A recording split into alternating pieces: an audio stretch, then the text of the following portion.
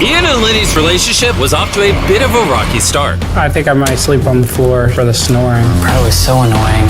I've officially moved my bed, and hopefully it will deflect Mr. Lenny's snoring. Even with the tension between them and Ian's lack of sleep, the cop and criminal had to do something to cure their boredom. They worked together to create a basketball hoop with their bed frame. This is a dope idea. And even utilized it as a pull-up bar. I was not athletic my first prison go-around, so I'm making it up my second one. There we go. It was clear that they wanted some workout equipment. I'm trying to turn a jail body into a beach body. And as usual, I had something for them on day 10 that might help them out. Officer Beast reporting. Officer Beast reporting for duty. Let's see how our prisoners are doing. How's it going, boys? Warden Jimmy! I see you dismantled the bed here. Well, I'm living with Snorlax over here.